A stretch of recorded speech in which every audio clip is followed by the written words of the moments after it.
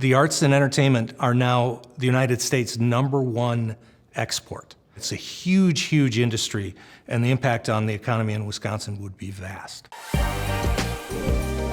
Now more than ever, there's so much content that needs production, and I do wish that the powers that be realize that it's a huge industry and that we should grow it. It's very important to look at the success of states like Georgia, which has $4 billion now in revenues from film, and just south of us, Illinois. And Illinois really wants us to have the incentives because they have an overflow of work.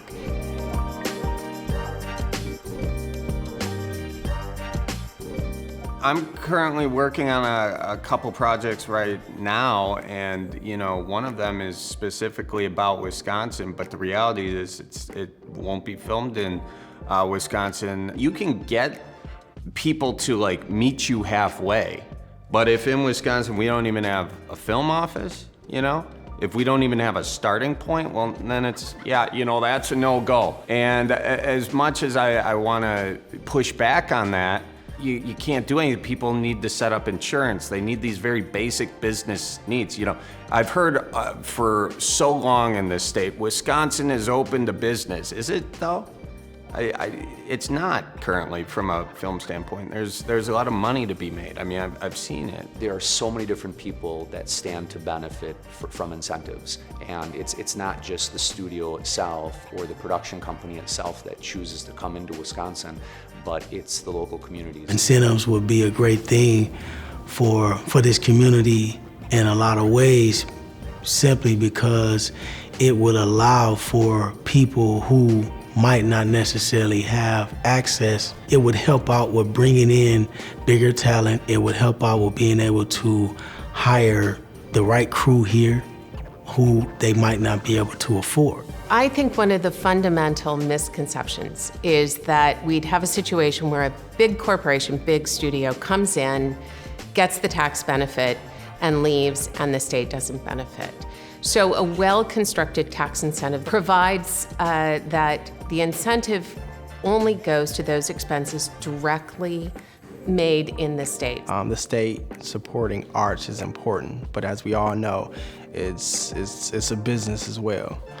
So allowing us to get tax credits for the projects we want to film allows us, one, to film more projects here in Milwaukee, hire more actors and crew that come from the state, as well as bring more people in that then just elevates all local businesses and the economy of Wisconsin. I represent just over 600 movie theater screens in approximately 100 locations across the state of Wisconsin. We're constantly talking about movies that have been made in our state.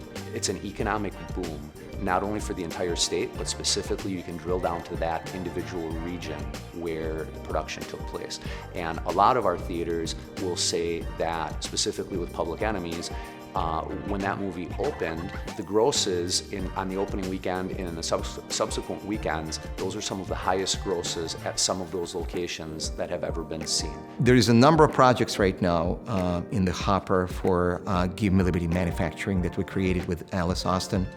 And one of them is a studio project. We had a number of financiers from Eastern Europe who couldn't understand for the life of theirs why they have to invest in Milwaukee and not in Chicago or Detroit or some other places where they could get basically bigger bang for their buck. Without film incentives, it will be impossible to shoot those films in Milwaukee or Wisconsin. The people in Los Angeles or whatever, the decision makers on this whole deal, they care about one thing: money. If there's a way to have a financial incentive for them to come here, while it's still good for the state, there's a way to do that. I mean, I think it's an easy decision, and so let's just try it. What's the worst that can happen? It fails, I mean, failure, it happens all the time and there's no big issue. Just ask the Minnesota Vikings.